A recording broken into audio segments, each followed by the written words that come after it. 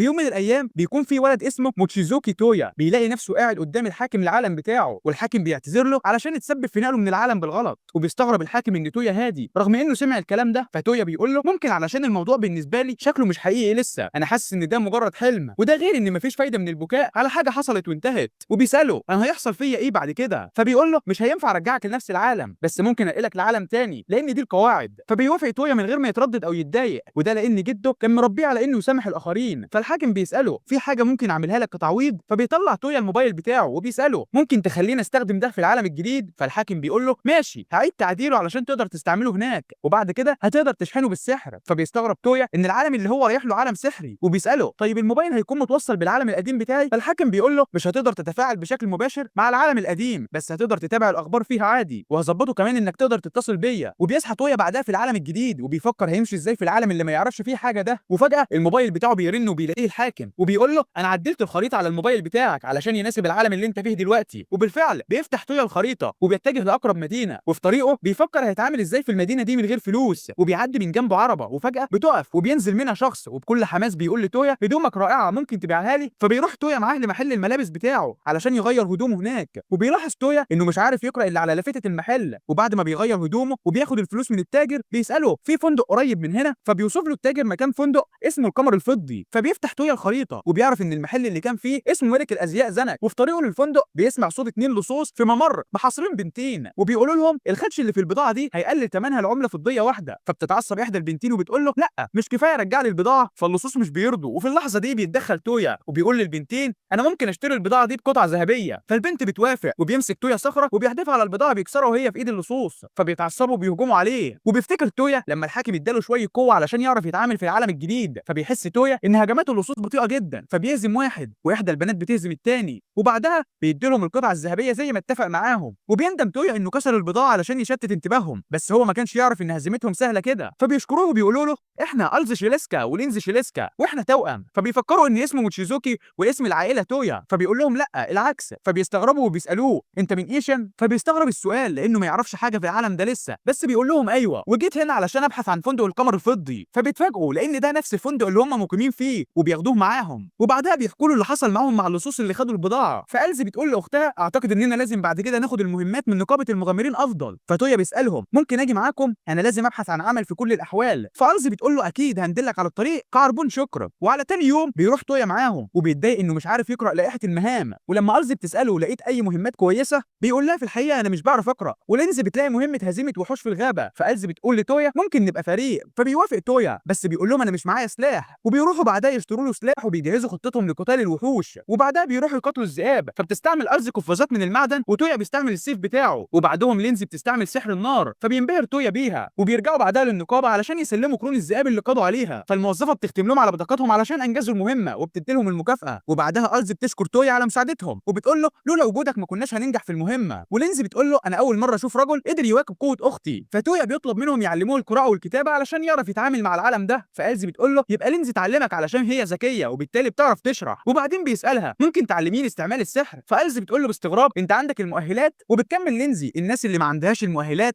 مش بيقدروا يستعملوا السحر مهما حاولوا. فتويا بيفتكر ان الحاكم قال له بالفعل انه هيقدر يستعمل السحر، وبيسالهم في طريقه اعرف بيها مؤهلاتي. فبتطلع لينز حجاره التعويذه اللي بتضخم وتخزن وتحرر الطاقه السحريه، وبتمسك حجاره عنصر الميه لانه اسهل عنصر فيهم وبتجربها قدامه. وبتاخد منها ألز الحجاره وبتقول له بالمناسبه انا ما عنديش المؤهلات ان استعمل سحر الميه، فلو حاولت استعمل الحجاره مش هيستجيب. ولينز بتقول له رغم ان اختي مش بتعرف تستعمل سحر الميه الا انها بتستعمل سحر التحصين وانا مش بعرف استعمله، والكل عنده طاقه سحريه بس من غير المؤهل مش هتقدر تستعمل اي تعويذه. فبياخد منها تويا الحجر وبيجرب فبيخرج منها ماء قوي جدا. فبيخرجوا المكان تاني علشان يجرب باقي العناصر وما يدمروش الفندق. وبيجرب عنصر النار وبيشتغل، وبعده الارض وبيشتغل، وكذلك الرياح والنور والظلام. فبيسالوه باستغراب انت مين بالظبط؟ احنا اول مره نشوف شخص بيعرف يستعمل العناصر السته. وبيلمح تويا حجر ابيض غريب وبيسالها ايه ده؟ فبتقول له ده حجر تعويذه للسحر الصفري، والحجر ده مميز لان ملوش تعويذه محدده. فبيسالها واستعمله ازاي؟ فبتقول له زي اختي مثلا بتستعمله في تعويذه التحصين، وفي اشخاص تانيين بيستعملوه في زياده القوه. وفي تعويذه نادره اسمها البوابه، ودي ممكن تنقلك من مكان للتاني. فبيسالهم طب اعرف ازاي نوع السحر الصفري اللي ممكن استعمله؟ فبترد ألزو بتقول له في مرحله هتعرف اسم التعويذه بالصدفه. فلينزي بتقول له السحر الصفري بيتقال عليه برضه السحر الشخصي، ونادرا لما شخص بيقدر يستعمل نفس التعويذه بتاعت شخص تاني. فبيمسك تويا الحجر وبيجرب سحر البوابه لانه اكتر سحر شد انتباهه، وفجاه التعويذه بتتفعل وبيبص تويا من البوابه بيلاقي نفس الغابه اللي كانوا فيها. فلينزي بتقول لهم ان تعويذه البوابه بتسمح للمستخدم بتاعها ينتقل للاماكن اللي زارها قبل كده، وبيرجعوا تاني للفندق. وألزي بتقول له بس انا مش مصدقه ان انت بتعرف تستعمل كل العناصر، انت اكيد في مشكله فيك. فبيحس تويا انهم بيمدحوا فيه بفضل الغش، وبتقاطعهم مايكا صاحبه الفندق ومعاها بنت بتشتغل في مقهى قريب منهم اسمها ايرو، وبتطلب منهم ايرو يساعدوها في اختيار منتج جديد تضيفه لقائمه المقهى، بما ان تويا سائح من بلد تانية وممكن يكون عارف وصفات جديده. فتويا بيسالها ايه نوع المنتج اللي عايزه تضيفيه؟ فبتقول له حاجه خفيفه تتاكل مثلا وتكون حلوه وتعجب النساء اكتر. فبيفكر تويا في الايس كريم وبيفتح الموبايل يشوف طريقه تحضيره. فلينزي بتساله ايه ده، وبيرد دي اداه سحريه وانا اللي لوحدي يقدر يستخدمها، فاتمنى ما تركزوش معاها. وبيديها تويا المكونات وبيعلمها ازاي تعملها، فبتعجبهم جدا. وألزي ولينزي بيحسوا بفضول اكتر اتجاه تويا. وعلى تاني يوم بيستلموا طلب تسليم رساله للعاصمه الملكيه، وفي طريقهم تويا بيصور ألزي وهي نايمه، وبيقفوا في مدينه الاستراحه وبيفكروا يبحثوا عن فندق يقيموا فيه في المدينه. فتويا بيقول لهم مش الافضل نستعمل تعويذه البوابه ونرجع للقمر الفضي؟ فبيقولوا له لا، الافضل اننا نروح اماكن جديده طالما احنا في مدينه جديده. وبعدين بيشوفوا تجمع من الناس حوالين بنت بتتقاتل مع بعض الرجال علشان قضت على اصدقائهم وسلمتهم للحراس، وبيلاحظوا ان البنت دي لابسه زي الساموراي وبيهجم عليها الرجال، فبتقضي عليهم واحد ورا التاني، بس بتبدا تحس بقوتها بتضعف علشان جعانه. وقبل ما يهجم عليها شخص من ظهرها بيستعمل تويا تعويذه اعصار الرمل وبيكتفه وبيركله، فبتضطر ألزي تتدخل وتقاتل معاه. فتويا بياخد الساموراي وبيجروا كلهم من المكان، فبتشكرهم على انقاذها وبتقول لهم انا اسمي كوكون وياي، وياي هو اسمها الاول وكوكون اسم عيلتها. فبيستغربوا وتويا بيسالها انت من ايشن؟ فبتقول له ايوه، وبيقول لها اسمه، فبتتحمس جدا علشان هو كمان من ايشن زيها. فبيتوتر وبيقول لها لا انا من بلد تانية شبهها. فالتوأم بيتصدموا لانه كان قايل لهم انه من ايشن، فبيغير الموضوع وبيقول لياي شكلك تعبانه. فبتحكي لهم انها فقدت كل موارد السفر اللي كانت معاها، وبيسمعوا صوت معدتها فبياخدوها المطعم ياكلوها. وبتحكي لهم انها مسافره علشان تطور مهاراتها في الفنون القتاليه، وان عيلتها خرجت اجيال من المحاربين لكنها اختارت السفر لتطوير مهاراتها، وبالصدفه بتكون هي كمان متجهه للعاصمه زيهم، فبيتفقوا يروحوا مع بعض. وفي طريقهم لينزي بتدي لتويا كتاب فيه اغلب تعويذ السحر الصفري لانها فهمت انه بيقدر يستخدم اي تعويذه طالما عارف اسمها والتفاصيل بتاعتها. وبتقول له الكتاب فيه تعويذ كتيره جدا لان زي ما قلت لك السحر الصفري هو سحر شخصي، فعدد انواع السحر ده بعدد المستخدمين، ومع ذلك السحر الصفري محدش بيعرف يستعمله الا اشخاص معينين. ففي ناس قليله جدا اللي بتستعمل السحر الصفري، وكتب السحر المتداوله كلها مجرد تجميع من هواه. وبيلاحظ تويا ان رغم انواع التعويذ الكتيره الا ان اغلبها مش مفيد، زي تعويذه بتخلي الشعر مجعد وتعويذه بتخلي الحيوانات اليفه. فألزي بتقول له ما تعرفش امتى هتكون مفيده ومفيش ضرر انك تتعلمها كلها. وبيلاقي تعويذه جذب الاشياء عن بعد فبيجربها ومش بتنجح. وألزي بتساله انت حاولت تسحب ايه؟ فبيقول لها فكرت ان هي هتتفاجئ لو سحبت السيف بتاعها. فبتقول له ممكن علشان ايه جرب حاجه خفيفه. فبيجربها تاني وبيسحب رباط شعر ياي. فبيقول لهم التعويذه دي مفيده جدا وممكن بيها نسرق الفلوس والاحجار الكريمه. فبيقول له ما تعملش كده. فبيتوتر وبيقول لهم انا بفكر بس اكيد مش هعملها. وبيلاقي بعدها تعويذه بتعزز الحواس، وفجاه بيشم رائحه دم وبيقول لياي تتجه ناحيته. ولما بيوصلوا بيلاقوا فرسان بيقاتلوا وحوش ضخمه فبيساعدوهم وبيقضوا على الوحوش كلهم. وفجاه بيظهر غيرهم فبيكتشفوا ان في شخص بيستعمل سحر الاستدعاء وهو اللي بيجيبهم. فبيستعمل تويا سحر الغاء الاحتكاك عليه فبيقع على الارض وياي بتربطه. فالجنود بيشكروه على انقاذهم وبيقولوا ان 7 منهم ماتوا. وفجاه بيسمعوا صوت صراخ بنت وبيروحوا العربه بسرعه بيلاقوا الخادم بتاعها اسمه لين متصاب بسهم. فتويا بيقول للينزي استعملي سحر الشفاء، فبترد بزعل مش هينفع علشان السهم غرس في جسمه، وحتى لو استعملت سحر الشفاء في حالته دي هيفضل الشيء الغريب في جسمه. فبتبكي البنت ولين بيقول لها دي وقت الوداع. فتويا بيسالها ممكن نعالجه لو شلنا السهم منه؟ فبتقول له ايوه. وتويا بيستعمل سحر جذب الاشياء وبيطلع منه السهم في لحظه، وبيستعمل بعدها سحر الشفاء فبيقوم لين وبيبقى كويس. فلين بيعرف نفسه ليهم وبيقول لهم انا كبير خدم الدوق اورتليندي ودي هي بنته سوشي. فبيتفاجئ تويا ان كلهم ركعوا قدامها فبيقولوا له انت ازاي هادي كده؟ الدوق ده اعلى رتبه نبيل وهو لقب مش بيتقال الا للعائله الملكيه. فسوشي بتقول له ايوه ابويا الدوق الفريد اورنس وهو الاخ الاصغر للملك، بس تقدروا ما تتكلموش برسميه ونادوني سو، احنا مديونين لكم بارواحنا. فتويا بيسالها وليه العائله الملكيه في غابه زي دي؟ فبترد انا كنت راجعه من رحله زياره لجدتي، وبيطلب منهم ليم يكملوا معاهم الرحله لحد العاصمه ويحموا سوشي وهياخدوا مكافاه اول ما يوصلوا. فبيوافقوا كلهم بما انهم رايحين العاصمه هم كمان. وبيوصلوا لعاصمه مملكه بليفاست واللي اسمها اليفس وبيتقال عليها مدينه البحيرات.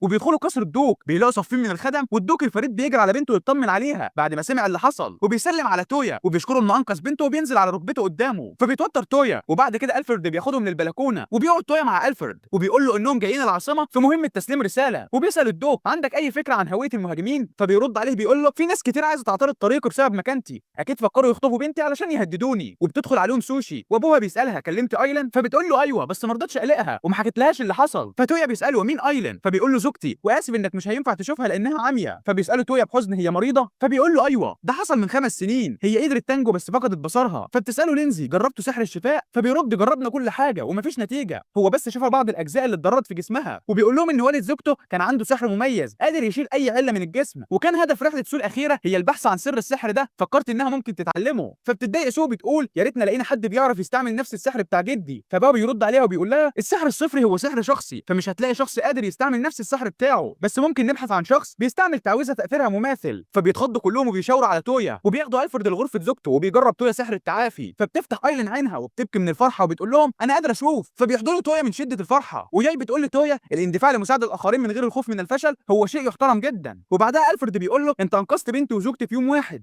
اتمنى اقدر اشكرك بطريقه مناسبه. فاولا بيديله مكافاه ماليه على انقاذ بنته وحمايتها، والمكافاه هي 40 قطعه بلاتينيه. فبيتصدموا كلهم من الرقم لان القطعه البريطانيه الواحده بتساوي 10 قطع ذهبيه. فبيتصدم تويا وبيقول لالفريد لا مش هقدر اخدهم ده كتير قوي. فالفريد بيقول له لو ناويين تكملوا كمغامرين اكيد هتحتاجوا الفلوس دي، وبيدوهم بعدها 4 ميداليات لعائله الدوق وبيقدروا بيها يعدوا من اي حته من غير تفتيش، وبيستفيدوا من المنشآت بتاعه الطبقه النبيله. وبعدها بيودعوهم وبيكونوا نفذوا مهمه تسليم الرساله كمان. وقبل ما يمشوا تويا بيسال ياي ناويه تعملي ايه؟ فبتقول له انا خدت قراري بانها اقدم نفسي ليك. فبيتصدموا كلهم، فبتوضح لهم ان قصدها ان تويا عنده قوه عظيمه واتعلمت منه كتير، فلاجل تدريبها عايزه تفضل مع تويا. فبيرحبوا كلهم بيها لانهم حبوها، وبيقرروا بعدها يروحوا يشتروا شويه حاجات بما انهم في العاصمه. وفي طريقهم تويا بيشوف كائنات غريبه، فبيسالهم ايه دول؟ فبيقولوا له دول انصاف بشر وفي منهم انواع كتيره زي الالف والاقزام والوحوش. وبعدها بيشوفوا نصف بشريه متضايقه جدا، فبيروح تويا يسالها في ايه؟ فبتخاف منه جدا وبتبعد عنه. فبيطمنها وبيقول لها انا لقيتك متضايقه بس فبسالك. فبتقرب منه تاني وبتقول له انا تايهه وكان المفروض اقابل اختي في مكان معين بس مش عارفه اروح له. فبيطلع تويا الموبايل بتاعه وبيستعمل الخريطه وبيوصلها، وبيسيبوهم علشان يروحوا يتسوقوا. فتويا بيقول لهم صعب نتنقل كمجموعه كده، تعالوا نتفرق ونتقابل في مكان بعد ساعتين. وبيوافقوا كلهم، وعلى الغروب بيكونوا كلهم وصلوا المكان ما عدا تويا، وبيوصل متاخر وبيبص في الساعه بيلاقي نفسه اتاخر 25 دقيقه. فبيعتذر لهم، فبتستغرب ياي انه بيقدر يعرف الساعه من الموبايل. فبيقول لها ده السحر بتاعي. وبتلاحظ الزي انه لابس معطف جديد، فبيقول لهم ده معطف بيعزز المقاومه السحريه. فبيمدحوا كلهم فيه وبيقولوا له شكله حلو عليك كانه معمول عشانك. فبيتكسف تويا وبيقول لهم يلا نرجع لقريه ريفلت. وعلى تاني يوم السما بتمطر بشده، وبيدخل تويا فندق القمر الفضي وبيلاقي والد تويا والسيد بارل صاحب المحل اللي جنبه بيلعبوا لعبه الشوغي، واللي صلحها تويا من كام يوم لما كان بيجرب تعويذه تشكيل المعادن، ومن ساعتها وهم بيلعبوها. وبعدها تويا بيسالها الباقيين فين؟ فبتقول له لينزي فوق في غرفتها، وازي وياي راحوا يشتروا الحلوى الجديده من المقهى، وسمعت ان انت اللي اديتهم الوصفه. فبيقول لها ايوه. وفي نفس اللحظه بتوصل الزي وياي وبيوزعوا الحلوى اللي جابوها للكل، وبتدي لتويا علبه وبتقول له روح ادي دي للدوق، انت لازم تشارك الحلوى مع الاشخاص اللي دعموك. فبيروح تويا لقصر الدوق وسو بتعجب جدا بالحلوى. فالدوق بيقول لتويا انا بحسد جدا اهل قريه ريفلت انهم بيقدروا ياكلوها كل يوم، لو بعرف استعمل سحر البوابه زيك هروح اشتري منها كل يوم. وبيرد تويا انا ممكن اعلم الطباخين في القصر ازاي يعملوها. فبتفرح سوشي جدا انها تقدر تاكل منها على طول. وبعدين تويا بيعلم الدوق ازاي يلعب الشوغي، وبيقول له دي لعبه بيلعبها اتنين وكل واحد فيهم هدفه يهزم الملك بتاع الخصم زي الشطرنج، ولما بيجربها بيحبها جدا وبيندمج فيها. فبتتعصب جدا سوشي علشان هي كمان عايزه تلعب معاهم، بس ابوها بيكون مندمج ومش بيركز معاها. فبتبدا تدغدغ تويا علشان يخليها تلعب هي كمان، والفريد مش مركز معاهم ابدا ومش عارف يشيل عينه من على اللعبه. وعلى بالليل بيطلب من تويا يديله نسخه من اللعبه علشان يلعبها مع اخوه، ومش بيرضى يخليه يرجع الفندق الا لما يلعب معاه جوله كمان. وعلى تاني يوم بيروح تويا مع الباقيين لنقابه المغامرين في العاصمه الملكيه، وبيلاقوا فيها طلبات كتيره جدا. فبيختار تويا مهمه للقضاء على بعض الوحوش اللزجه، فكلهم بيرفضوا علشان بيكرهوا الوحوش دي. فبيختار مهمه تانيه للقضاء على وحوش دروع الفرسان، وبيروحوها وبيقاتلوا الوحوش، وبيكون احد الوحوش على وشك يقتل الز من ظهرها، فبتنقذها ياي بسرعه. وتويا بيقول للينزي تجمد رجل الوحش، فبتنفذ وبيستعمل بعدها سحر النور وبيفجره، وبيقعدوا يستريحوا بعدها. فتويا بيقول لهم بس العاصمه الملكيه القديمه طلعت فاضيه ما فيهاش حاجه. وبترد الزي وبتقول يا ريتنا نلاقي كنز الملك المخفي او حاجه زي كده. فبيستعمل تويا تعويذه البحث وبيمسح المكان كله مش بيلاقي حاجه. فلينزي بتقول له جرب تبحث عن حاجه تانيه بس مش كنز، ممكن يكون اثار مثلا. فبيبحث تاني وبيلاقي حاجه تحت الارض، فبيتحمسوا كلهم وبتستعمل لينزي سحر النار بتاعتها وبتفجر الارض، فبيظهر لهم دماس تحت الارض وبينزلوه، وبتضيء لينزي المكان بكره من سحر النور. وبعدين بيلاقوا رسومات بلغه غريبه على الحيطه ومش بيعرفوا يقراوها، فبيصورها تويا بالموبايل. وبعدها بيلاقوا حجر تعويذه معمول بسحر الارض، فلينزي بتقول لهم انه بيتفعل لو مررت المانا بتاعتك فيها وممكن يكون فخ. فالزي بتقول لتويا مرر شويه من المانا بتاعتك فيه، انت الوحيد اللي بيستعمل سحر الارض هنا. وفجاه بيرجعوا كلهم ورا وبيسيبوه، وبيجازف تويا وبيمرر المانا بتاعته في الختمه. فبتتبخر الحيطه اللي عليها الرسومات وبيتفتح باب وبيلاقوا جوه تمثال غريب، فبيمسح تويا التراب اللي عليه وبيلاقيه مصنوع من زجاج قوي جدا وجواه كره حمراء. وبيستغرب تويا ان كره النور بتاعت لينزي بدات اضاءتها تقل، فبتستغرب هي كمان لانها بتعرف تحافظ عليها لساعتين. فبتفهم الزي ان الكره الحمراء اللي جوه بتمتص المانا. وفجاه التمثال بيتحرك وبيكون ازرق وبيعمل صوت مزعج جدا، فبيفتح تويا بوابه وبيهربوا كلهم بسرعه، وياي بتقول لهم انا ما شفتش وحش سحري زي ده قبل كده. وفجاه بيحصل انفجار تاني وبيخرج الوحش من تحت الارض وبيهجم على تويا، فبتستعمل لينزا عنصر النار وبتطلق عليه اسهم ناريه، بس الوحش بيمتصها. فبتجرب ياي الهجوم المادي وبتنزل عليه بسيفها، بس قشرته قاسيه جدا، فبتنط عليها إلزي بالقفاز المعدني بتاعها، بس مش بتاثر فيه. وبعدهم على طول بيجرب تويا سحر ازاله الاحتكاك وبيخلي الوحش يتزحلق، وبيقول للينزي ما تستعمليش السحر عليه بشكل مباشر. فبتصنع كتله من الجليد وبتنزل بيها عليه وبتقطع إلزي اطرافه، ولكن الصدمه انه بيجدد اطرافه تاني بالمنى اللي امتصها، وبيمد احد اطرافه بيطعن به إلزي. فتويا بيقول لهم اشغلوه وبيروح يعالجها بسرعه، وبيحاول يحلل الموقف بهدوء وبيفكر في قدرات الوحش. فبيجي له فكره وبيقولها لإلزي، وبيروح يقف قدام الوحش وبيستعمل سحر جذب الاشياء وبيسحب به النواه بتاعه الوحش وبيحدفها لإلزي وبتكسرها، فبيتبخر الوحش. وبعدها بتقترح لينزي انهم يبلغوا الدوق باللي حصل، بما ان دي نقابه المغامرين بتاعه العاصمه الملكيه. فبيوافقوا وبيروحوا يحكوا اللي حصل للدوق ألفريد، فبيقول لهم انا هبعت بعثه تحقق في اللي حصل. وتويا بيقول لهم ان الانقاض كلها انهارت، فالرسومات اللي لقوها ما بقتش موجوده. وبيطلع الموبايل بتاعه وبيوري له الصوره، فبيطلب منه الدوق نسخه. فتويا بيقول له هجيبها لك بكره، والدوق بيقول له ممكن يكون فيها دليل على لغز نقل العاصمه. فبيستغرب تويا انه مش عارف سبب نقل العاصمه، والدوق بيوضح له ان مفيش اي مستندات رسميه عن السبب. وبيرجعوا بعدها البيت وبيجهز تويا النسخ بسحر الرسم وبينتقل للعاصمه بالبوابه، وبيتفاجئ ان الدوق كان خارج اصلا. فالدوق بيقول له كويس انك هنا، انا كنت محتاجك اصلا، اخويا الملك اتسمم. وبيركب معاه تويا العربه، والدوق بيقول له غالبا اخويا اتسمم على ايد النبلاء المعارضين بسبب التبادل التجاري مع مملكه مساميدي، ودي مملكه جديده بيحكمها انسان وحش، واخويا كان بيفكر يتحالف معاه. والفكره ان لو اخويا مات بنته الاميره يومينا هتاخد العرش، وانا متاكد ان اللي حصل ده بسبب شخص عايز يكسب النفوذ والسلطه بالزواج السياسي من الاميره. فتويا بيساله وعايزني اعمل ايه؟ فبيقول له عايزك تشيل السم من اخويا بتعويذه التعافي اللي استعملتها على ايلاند. ولما بيوصلوا بيتعصب ألفريد لما بيشوف الكونت بالسا، فبالسا بيقول له انت جيت في الوقت المناسب، احنا قدرنا نقبض على الجاني. فبيستغرب ألفريد، وبالسا بيقول له انها السفير من مملكه مساميدي وهيقطعوا راسها حالا. فألفريد بيقول له لا، اخويا اللي هيقرر. فبيسيبه بالسا وبيمشي، وبيتضايق تويا منه فبيخليه يتزحلق من على السلم. وعلى الناحيه الثانيه بتكون الاميره يومينا ماسكه ايد ابوها وبتبكي، وحوالين كل الناس اللي بتحبه. وبيدخل ألفريد وتويا وبيبدا تويا العلاج على طول. فبتتفاجئ الساحره الملكيه ان تويا بيستعمل سحر التعافي الضايع. فبيقوم الملك بعد ما بقى احسن بكتير من الاول وبيسال ألفريد مين الراجل اللي معاك ده. فبيعرفوا ألفريد عليه وبيقول له ده الراجل اللي رجع بصر ايلاند وجبته معايا وانا متاكد انه هيقدر يعالجك. فالملك بيشكر تويا وكلهم بيفرحوا جدا، وقائد الحرس اليوم بيحييه. والساحره بتعرفه بنفسها وبتقول له اسمي شارلوت، وبتساله ايه العناصر التانيه اللي بتعرف تستعملها، فبيقول لها كتير وبتتحمس اكتر تعرفها. فبيحس تويا بعدم ارتياح، والاميره يوميها بتشكره على انقاذ ابوها. وبيسمع تويا الملك بيقول بعصبيه ليه حد من مملكه مساميدي يقتلني، الجريمه دي حصلت من شخص تاني بيحاول يعترض طريقي. فاليوم بيقول للملك بس الناس كلها شافتك بتنهار بعد ما شربت العصير اللي بعتته السفيره. فالملك بيقول لهم استدعوا السفيره، ولما بيجيبوها قدام الملك بتقول له انا اولغا ستراند جيت بناء على اوامرك. فبيتصدم تويا لانها اخت ارمى البنت اللي كانت تايهه ووصل لها. فتويا بيسالهم الغرفه اللي الملك انهار فيها زي ما هي. فاليوم بيقول له ايوه انا امرتهم محدش يلمسها، وبياخد تويا للغرفه وبيكون كل الاكل اللي فيها زي ما هو. واليوم بيوري له عصير اللي الملك شربه، فبيستعمل تويا تعويذه البحث عن السم. وبعدين بيقول لليون استدعى الملك والحزب بتاعه بالسا كمان. ولما بالسا بيشوف الملك كويس بيتصدم، فالملك بيقول له اسف اني قلقتك.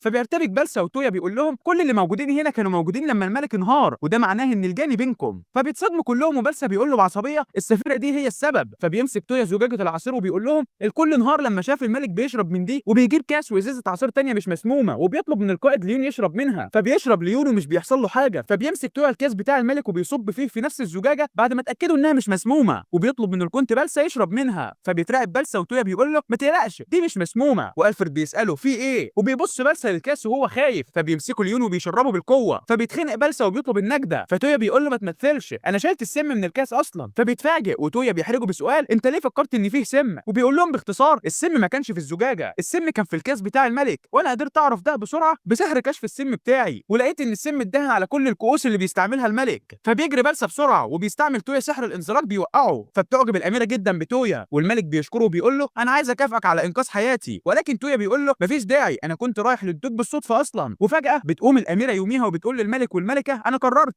انا عايزه اتجوزه. فبيتصدم تويا من الورطه اللي هو فيها، والملك بيسالها ايه اللي خلاك عايزه كده. فبتقول له لانه بيجلب السعاده للناس اللي حواليه وشخصيته رائعه جدا، والاول مره في حياتي احس برغبه في مشاركه حياتي مع حد. فبيقول لها طالما كده مش هقدر اعترض، اتمنى ليكم السعاده. والفريد بيقول لهم مبروك. والملكه بتقرر تعمل حفل بالليل ومحدش خد راي تويا اصلا. فبيقول لهم بتوتر لا لا لا انتم وافقتم بسرعه كده ازاي، انتم ما تعرفوش عني حاجه اصلا. فالملك بيقول له معاك حق، بس طالما يومينا اعترفت بيك فده معناه انك مش شرير. والملكه بتقول له يومينا عندها عيون روحيه يقدروا يشوفوا شخصيات الناس. فبيسالهم الاميره عندها كام سنه اصلا. فبيقول له 12، وبيرد وبيقول لسه بدري على فكره الزواج. فبيقول له لا العائله المالكه بيتجوزوا في سن ال 15، انا وزوجتي متجوزين في سن ال 14. وبتمسكه الاميره وبتساله انت بتكرهني؟ فبيقول لها لا بس بلدي مش مسموح لي اتجوز قبل سن ال 18 وانا لسه عندي 16 سنه. فالملك بيقول له مش مشكله، قدامك سنتين تتعرف فيهم اكتر على يومينا، ولو بعد سنتين ما جتش هنفقد الامل. فبيوافق تويا، والملكه بتقول ليومينا حاولي في السنتين دول تكسبي قلب تويا. وبيدخل بعدها تويا ينام وبيحس انه عايش في كابوس. وفجاه الحاكم بيرن عليه وبيقول له مبروك الزواج. فتويا بيقول له الموضوع مش مضحك وانا ما اقدرش افكر في الزواج في السن ده. فبيقول له ما تقولش كده، في العالم ده تعدد الزوجات شيء طبيعي. فبيتضايق تويا اكتر وبيقفل المكالمه. وعلى تاني يوم في فندق القمر الفضي بتكون يومينا جت مع تويا، والباقيين بيتفاجئوا ان تويا هيتجوز. وبتعرفهم يومينا بنفسها وبتقول لهم انا هعيش معاكم من النهارده. فبيستغربوا كلهم، ويومينا بتقول لهم ما تتكلموش برسميه وهحاول ما اعترضش طريقكم، وعاوز ابدا بالتسجيل في النقابه واكون مؤهله لتنفيذ المهمات. فبيتفاجئوا كلهم، وتويا بيسالها باستغراب انت متاكده من الكلام اللي بتقوليه ده؟ فبتقول له ايوه، وبتزعله علشان بيكلمها برسميه. فبياخدوها معاهم في مهمه قتال وحوش قرده، وبيكون تويا مش مستوعب لسه ازاي اميره وتقاتل. فبتقول له فكرت ان دي افضل طريقه اوري لك بيها اللي انا قادر اعمله، انا درست الرمايه والسحر. وفجاه بتستدعي الذئاب بسحر الظلام وبتخليهم يبحثوا عن هدفهم. فبينبهر بيها تويا وبتقول له ممكن اعلمك لو حابب.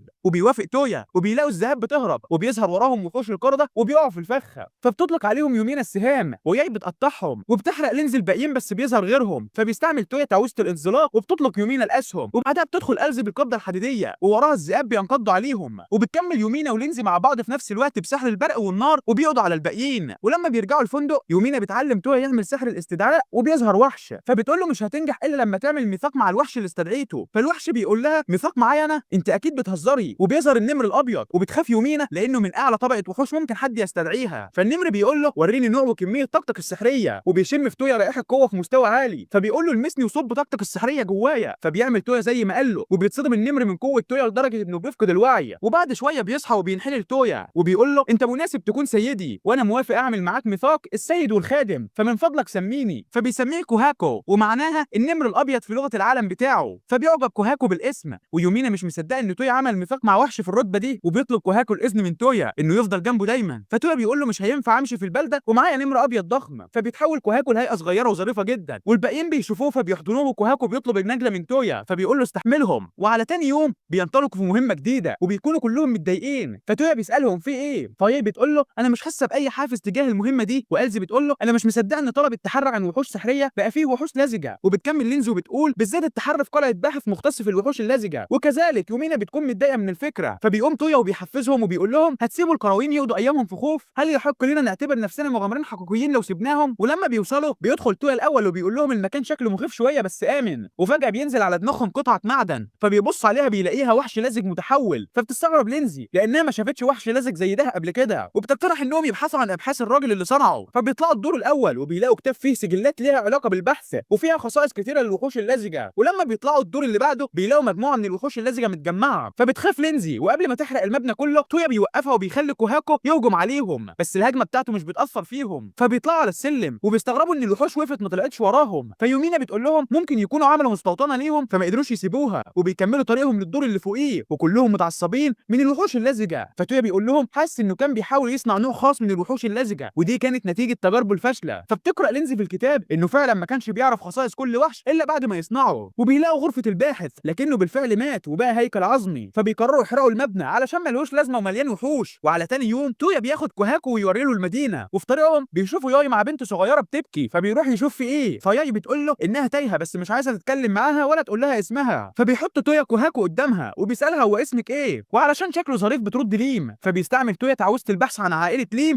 بس مش بيلاقي حاجه. فبيجي له فكره وبيطلع موبايله وبيستعمل سحر البحث على الخرائط في الموبايل فبيعرف مكانها. وبيروحوا لوالدتها بيلاقوها بتبحث عنها وبتسال الشرطه عليها. وياي بتسال تويا انت استعملت ايه المره دي على الموبايل؟ فبيشرح لها ان تعويذه البحث في الاساس بتستعمل في البحث عن حاجات كتيره جدا بس في نطاق صغير، انما الموبايل يقدر يبحث في نطاق واسع جدا. فبتنبهر جدا وبتقول له في الحاله دي ممكن تبحث عن اخويا. وبيروحوا مطعم قريب علشان يتكلموا. وياي بتقول له انا ما شفتش اخويا من ساعه ما بدات رحلتي فكنت قلقان عليه طول الوقت. فبيطلب منها تديله تفاصيل اكتر عن بيتهم، وبيلاقي مكان اسمه هشيبه. فبتتحمس وبتقول له هو ده صح. وبعدين بيسالها عن شكل اخوها وبتقول له عنده ندبه على خده. فبيلاقي ان هو موجود في نادي وبيتجول. فبتقول له اعتقد انه اخويا فعلا لانه بيحب السيوف جدا. فبيقول لها شكلك بتحبي اخوكي، وبترد ايوه علشان قوي ولطيف وكريم، وبالمناسبه انت واخويا متشابهين في الطبيعه الهاديه والكرم. وبعد شويه لما بيرجعوا الفندق بتدخل لينزا على تويا في غرفته وبتقول له انا رحت النهارده المحل التحف القديمه علشان اتعلم تعويذه جديده. وبيسالها عن السبب فبتقول له له علشان يوم ما رحنا قصر الوحوش اللزجه ما قدرتش استعمل تعويذه النار علشان كان في مكان مغلق، وبتوري له تعويذه لقيتها هناك بس مكتوبه بنص سحر قديم فمش عارفه تقراها ولا تفك رموزه، فبيصنع تويا نضاره وبيضيف فيها سحر قراءه النصوص القديمه وبيقول لها جربي تلبسيها وتقراي، فبتتفاجئ انها عارفه تقرا التعويذ اللي فيها وبتقرا تعويذه اسمها قنبله فقاعه وبتقول له عايزه اروح اجربها، فبيروح تويا معاها الغابه وبتجرب تعملها بس بتفشل وبتستمر في المحاوله لحد ما المنى بتاعتها بتخلص وبتفقد الوعي، فبياخدها تويا على الفندق، وعلى تاني يوم بتروح لينز الغابه تاني لوحدها وبتحاول وبيكون تحت عينيها هالات سودا من قله المعنى، فبيمسك تويا ايدها وبيستعمل تعويذه نقل المعنى اللي اتعلمها من تشارلوت علشان يساعد لينزي، فبتشكره لينزي وبتستمر في المحاوله بس بتفشل برضه علشان مش عارفه تتخيل التعويذه، فبيحاول يساعدها وبيقول لها حاولي تتخيلي فقاعه زي الرغوه في السوائل وقنبله يعني انفجار، فبتقول له لا صعبه ما فهمتش، فبيقول لها خلاص جربي تتخيلي فقاعه زي الصابون، فبتجربها وبتنجح ولما بترميها على شجره بتنفجر، فبتشكره تاني، وعلى الناحيه التانيه بتكون ألزي قاعده قدام القفازات بتاعتها المتكسره وبتفتكر انها باظت بسبب اخر معركه ضد الوحش الغامض اللي طلع من تحت الارض، فتويا بيقول لها لو صلحتيها يتكسر تاني، فبتطلب منه يوديها للعاصمه تشتري واحد جديد، وبعد ما بتشتريه ألزي بتشوف فستان في محل وبيعجبها فبتقف تتفرج عليه، فتويا بيسالها عايزاه فبتتوتر وبتقول له لا ده علشان لينزي اكيد هيليق عليها، هي بتحب الملابس الجميله على عكسي انا، فبيرد وبيقول لها ما هو لو هيليق على لينزي يبقى هيليق عليكي، فبتتوتر اكتر وبتقول له انا عارفه نفسي انا مش من البنات اللي بيبقى شكلها حلو في الملابس دي، فبياخدها وبيدخل المحل علشان تجربه وبيقول لها شكله رائع عليكي، وبيسال صاحب المحل ممكن نشتري ده، فبتتصدم وبتقول له انا مش هشتريه، فبيقول لها انا هشتريه ليكي كهديه، ولما بيرجعوا الفندق بيعجب باقي البنات جدا فبتقول لهم تويا اللي اشتراهولي، فبيقولوا تعالوا نخليه يشتري لنا احنا كمان، فبيتصدم وبتدخل عليهم مايكا ومعاها رساله من القصر الملكي اليومينا بتقول ان لازم هي وتويا يروحوا القصر علشان يدوا له لقب فارس كمكافاه على حل الحادثه اللي حصلت من كام يوم، فبيتصدموا انه هياخد لقب الفروسيه، وتويا بيسالها ممكن ارفض، فبيتصدموا انه عايز يرفض، وبترد يومينا ممكن ايوه بس ساعتها لازم تقدم مبرر لده قدام الناس، فبيتضايق انه لازم يروح في كل الاحوال، وعلى تاني يوم بيتفاجئ تويا بالقصر الضخم اللي اداهوله الملك كمكافاه، ولما بيدخلوا تويا بيقول لهم ده كبير جدا على 5 اشخاص بس، ألز ولينزا وياي بيتصدموا وبيسالوه احنا هنعيش معاك هنا، وبيقول لهم اكيد، فألز بتقول له بس ده البيت اللي انت خدته من الملك كهديه والمفروض تعيش فيه مع يومينا ووجودنا هنا مش هيكون لائق، فبيقول لهم انا بحبكم كلكم بالتساوي وبعتبركم عيلتي، فبيتحرجوا كلهم وبيهربوا، ويومينا بتقول فهمت انت بتحبنا احنا الاربعه بالتساوي، اتمنى اكون زوجتك واشاركك حياتي ومش ناوي احتكرك لنفسي، وبتسيبه وبتروح ورا البنات تتكلم معاهم، فبيخرج يقعد هو وكهاكو في الجنينه والبنات بترجع تاني، فألز بتساله انت موافق بجد اننا نعيش هنا، فبيقول لها ايوه، ولينز بتساله يعني مش هتقول لنا امشوا بعد كده، ويوي بتساله هتعاملنا زي ما بتعامل يومينا، فبيقول لهم اكيد، فبيفرحوا ويومينا بتقول لهم هنكمل النقاش بتاعنا بعدين، وتويا مش بيفهم حاجه من اللي بيقولوه، وبعدها بيروحوا يتعرفوا على خدم القصر واللي بيكون رئيسهم اسمه لايم واخو ليم الخادم بتاع سوشي، والخادمات اساميهم بتكون لابيس وسيسيلي، فيومينا بتقول لتويا ان لايم كان مسؤول عن رعايه ابوها لسنين طويله، فبيتفاجئ تويا ان خادم الملك بنفسه جاي يخدم في القصر بتاعه، فلايم بيقول له انا انتهزت الفرصه اني اتخلى عن واجبي لصالح ابني واتمنى ان اقضي بقيه حياتي في خدمه الشخص اللي انقذ اخويا الصغير، وبيوصل الدوق الفريد وسوشي وبيكونوا جايين يزوروا تويا، وسوشي بتقول لتويا انا متفاجئه انك هتتجوز، والفريد بيرد وانا كمان ده انا كنت ناوي اجوزك سوشي بنتي، فسوشي بتقول له انا موافقه، فبيتوتر تويا وبيقول لهم ما تبالغوش في الموضوع، فالفريد بيقول له انا جاي لك اطلب منك حاجه تانية اصلا، وبيقول له دولتنا قررت تتحالف مع مملكه مسيميدي وده معناه اننا هنكون محتاجين نهيئ فرصه للملكين علشان يتناقشوا مع بعض، بس السفر بين الدولتين صعب ومليء بالمخاطر، فبتستنتج يومينا انهم عايزين يستعملوا البوابه بتاعه تويا، وتويا بيوضح لهم انه ما بيقدرش يفتح بوابه الا الاماكن زارها قبل كده، فالفريد بيرد وعلشان كده احنا عايزينك تسافر لميسيميدي، فبيروح تويا يقابل غارين قائد قوات ميسيميدي ومعاه ليون بليتز عضو فريق الفرسان الاول لمملكه بيليفاست، وبينطلقوا في رحلتهم وعلى بالليل بيخيموا في الغابه، وبيقعد تويا يحكي لهم شويه حكايات، وفجاه احدى جنود غارين بتسمع صوت قطاع طرق بيقربوا منهم، فبيفتح تويا الخرائط على الموبايل وبيلاقيهم 28، فبيجرب سحر يخليه يحددهم على الخريطه وبيستعمل سحر الشلل عليهم وبينجح، وبيقبضوا عليهم كلهم وبيقرروا يبعتوا حد يجيب حراس المدينه علشان يحتجزوهم في السجن، وبتدخل عليهم اولجا وهم بيتكلموا فبيتوتر ليون وبيهرب، وبيفهم تويا انه بيحبها، وهي بتسال يا ترى اولجا عارفه مشاعر ليون، فألز بتقول لها اظن انها ادركت شكلها مش غبيه زي حد كده، وفجاه كلهم بيبصوا لتويا بس مش بيفهم في ايه، وعلى تاني يوم بيشوفوا ليون في السوق وبيبحث عن هديه لاولجا، فبيدخل عليه تويا وبيساله انت بتشتري هديه لحد، فبيتوتر ليون وبيقول له ايوه لامي، فارما بتكون معاهم وتويا بيقول لها اختاري حاجه اشتريها لك كهديه، فبتختار دبوس وبيدفع تويا ثمنه، وبعدين بيسالها قدام ليون لو اولجا هتختار حاجه من دول هتختار ايه، فبتشاور له على دبوس على شكل زهره اليوس وبتقول له ان هي بتحبها جدا، فتويا بيودع ليون وبيمشي، وبيشوفوه وهو بيشتري الدبوس اللي ارما واختها شاورت عليه، ولما بيرجعوا للعربه تاني بيحس تويا بحاجه حواليه، فبيسال كوهاكو انا بتوهم ولا ايه، فبيرد عليه بالتخاطر لا انا كمان حسيت ان في حد بيراقبنا بس اخفى نفسه تماما، وبعدها تويا ويومينا بيلاحظوا ان اولجا حاطه الدبوس اللي اشتراه ليون على شعرها، فيومينا بتقول لها شكله حلو عليكي اتمنى يجي لي حاجه زي دي من الراجل اللي انا بحبه، فبيتهرب تويا من الموضوع وبيسيبهم وبيركب العربه العربة، وعلى بالليل بيخيموا قبل قرية إلدا بشوية، وفجأة بيسمعوا صوت الحيوانات في الغابة بتهرب، وبيشوفوا بعدها تنين ضخم معدي من فوقيهم، فبيتصدم غارن، وأولجا بتوضح لهم إن التنانين المفروض بيلاقوش في أماكن معينة وسط دولتنا، ومش بتمشي من أماكنها أبدا إلا لو في دخيل. فبيفتح تويا الموبايل وبيلاقي التنين متوجه لقرية إلدا، وبيروحوا بسرعة للقرية، بيلاقي التنين بيحرق فيها وفي حالة ذعر بين سكان القرية. فبيدخل غارن والحراس وبيحاولوا يساعدوا الناس اللي لسه عايشين يهربوا، وبيطلق تويا سحر النور على التنين علشان يطارده، وبيركب فوق كوهاكو وبياخد لينزي معاه وبيطلعوه بره القرية للغابة. وفجأة كوهاكو بيزعق للتنين وبيقول له انت ازاي تجرؤ تهين سيدي؟ فبيستغرب تويا ان كوهاكو فاهم هو بيقول ايه. فكوهاكو بيقول له ان التنين قال ايها الديدان القذرة، ازاي تجرؤوا على افساد متعتي؟ انا هقضي عليكم دلوقتي. فبيقرر تويا انه هيقتله، وبيقول للينزي انا هوقعه على الارض وانتوا وسط جناحه، وبيستعمل سحر النور المضاعف وبينزله الارض. فبتستعمل لينزي تقنية السيف الجليدي وبتقطع اجنحته، وقبل ما يطلق التنين اللهب على لينزي بيشيلها تويا وبينقذها. وفجأة بتظهر ياي وألزي وبيهجموا على التنين، وبينط تويا بعدهم بس سيفه بيتكسر من صلابة جسمه، وقبل ما التنين يطلق عليه كرة النار حد بيحدف في عينه خنجر، فبيترمي التنين وبيستعمل تويا تقنية الانزلاق، وبيطلب من ياي وألزي يكسبوا شوية وقت، وبيقول للينزي اعملي جدار من الجليد قدامي، وبيعيد تشكيل الجدار بيحوله لعدسة وبيطلق عليها سحر النور، فبيتجمع الضوء على التنين وبيشتعل وبيموت.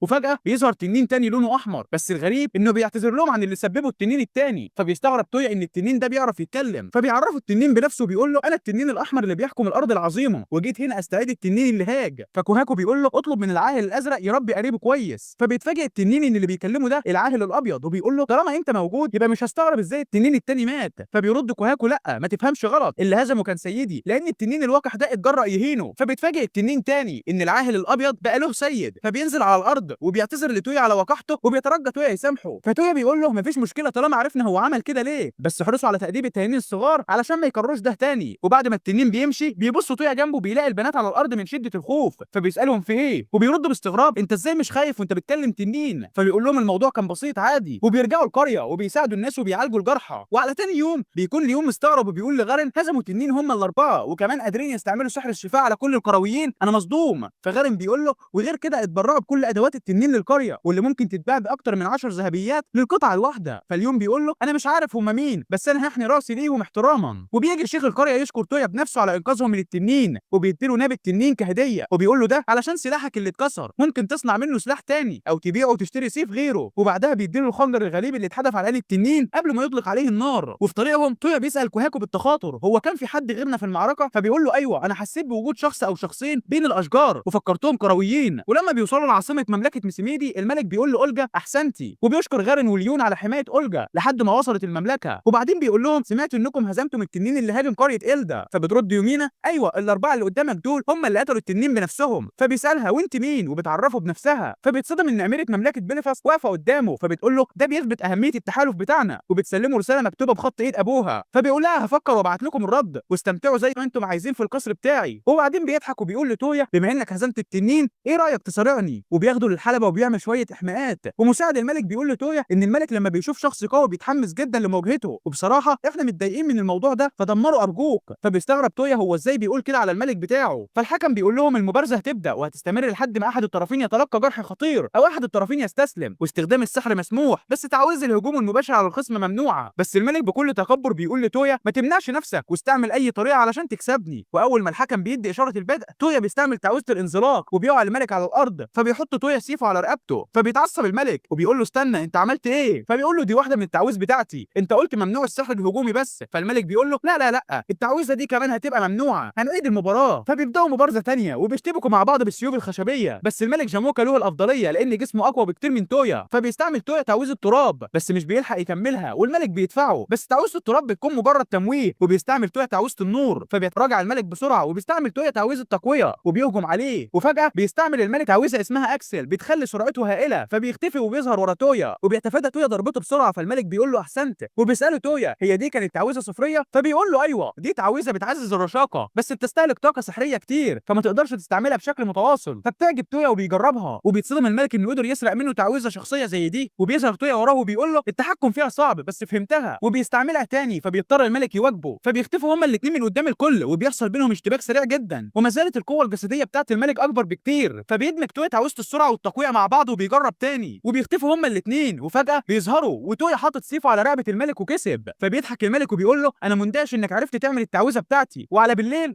الملك بيعمل حفله وتويا والباقيين بيلبسوا لبس شعبي مسيميدي، فالملك فالملك بيقول له الهدوم شكلها لايق جدا عليك، والبنات كمان بيمدحوه، فبيقول لهم انتم كمان شكلكم جميل جدا، وبيطلع موبايله بيصورهم. فالملك بيساله ايه ده؟ فتويا بيقول له احدى تعاويذي بتسمح لي اسجل صوره للمشهد واحفظها عندي. فبيتفاجئ الملك وبيساله تقدر تخرجها؟ فتويا بيجيب ورقه وبيخرجها بالسحر، وبينبهر بيها الملك جدا، وبيطلب منه يصوره هو كمان، والكل بيتصور، وبيهدي تويا باقي الحفله بيخرج الصور. فبيروح يستريح، وفجاه بيشوف دميه دب بتتحرك، وبعدين بتشاور له يروح وراها، وبتوديه لغرفه، وبيلاقي بنت وبتقول للدميه جبت معاك ضيف غريب يا باولو، وبتسال تويا انت مين؟ فبيعرفها بنفسه، وبتعرف ان هو قاتل التنين علشان سمعت عنه، وبيرد لها السؤال. فبتقول له انا من كبار شعوب الجنيات واسمي لين، ممكن ابان صغيره بس انا اكبر منك بكتير وعمري فوق ال 600 سنه. فبيستغرب تويا جدا وبيسالها هو باولو وحش مستدعى؟ فبتقول له لا، ده دميه حقيقيه بس بيتحرك بسحر صفري اسمه برنامج. وبتقوم تشرح له ان السحر بيقدر يخليها تتحكم في اي جماد من خلال شويه اوامر، وبتستعمله قدامه على كرسي، وبتدي له اوامر انه يتحرك لقدام اول ما حد يقعد عليه. فبيسالها يعني لو برمجت باولو انه يطير هيعملها؟ فبتقول له لا، هو مش قوي كفايه انه يعمل كده، سحر البرنامج بيقدر ينفذ اوامر بسيطه، بس لو عايز تحرك جناح نموذج طائر مثلا هتقدر تعملها. فبيقول لها خلينا اجرب، وبتستغرب، وبيستعمل التعويذه على الكرسي، وبيدي له اوامر ان هو يتحرك لورا خطوتين لو قعد عليه، وبيقعد. فبيلاقي الكرسي رجع، وبتتفاجئ لين انه قدر يعملها. فبتقول له موهبتك السحريه مذهله، وبتساله بتعرف تستعمل ايه من العناصر غير السحر الصفري؟ فبيقول لها كل العناصر، وبترد مش هستغرب. وبعدها بتقول له انا قررت انت هتكون تلميذي. فبيتاسف لها وبيهرب بسرعه، ولما بيرجع غرفته يرتاح بيجي له فكره يعملها بتعويذه البرنامج اللي اتعلمها. وعلى تاني يوم يومينا ولينز بيشوفوه خارج، فبيقول لهم ان هو رايح يشتري شويه حاجات، فبيروحوا معاه. وبعدها بيروحوا الغابه، وبيطلب من لينز تقطع له ناب التنين علشان يصنع به سلاح،